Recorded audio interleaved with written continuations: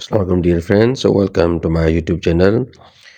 Today we are going to start from very basic जो topic हैं grammar की हम वहाँ से शुरू करेंगे। तो आहिस्ता आहिस्ता फिर हम मिडिल और एडवांस लेवल तक भी ये सारे टॉपिक्स कवर करते जाएंगे।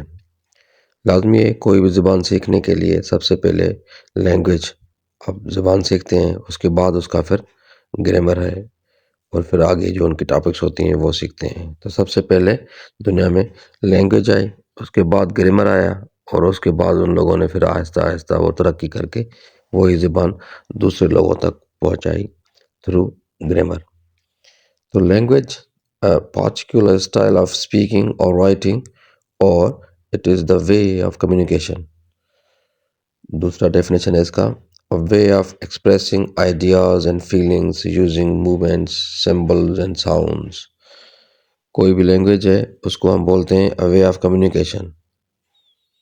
जैसे कि किसी की लैंग्वेज उर्दू है तो उसको अंग्रेज़ी अगर पढ़ा रहे हैं तो लाजमी उसको उसी की ज़बान में अगर समझाएंगे तो वो हो गया a way of communication।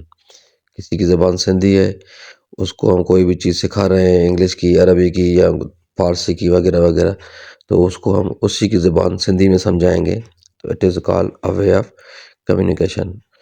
तो लैंग्वेज सीखने के लिए जैसे बच्चा होता है, छोटा पैदा होता है तो वो कुछ महीनों तक, साल डेढ़ साल तक सुनता है, लिसनिंग करता है अपने घर वालों की कि पानी कहो, मम्मा कहो, बाबा कहो, इस तरह उसको बोलते रहते हैं।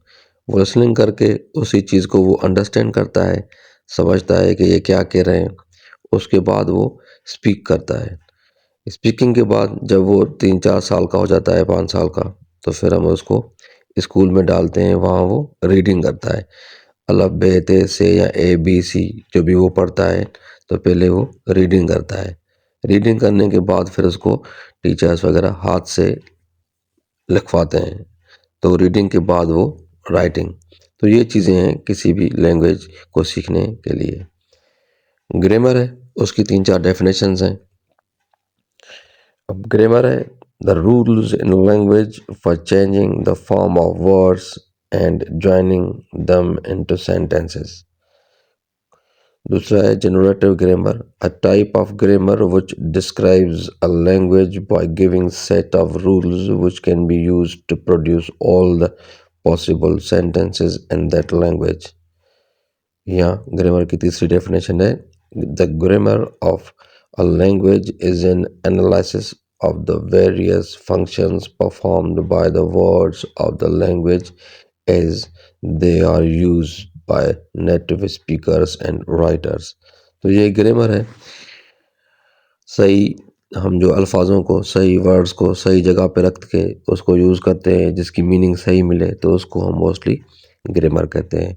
तो ये लैंग्वेज और ग्रामर की डेफिनेशन थी। आगे हम दूसरे टॉपिक इंशाल्लाह पढ़ेंगे कि लेटर, वर्ड, फ्रेज क्या है।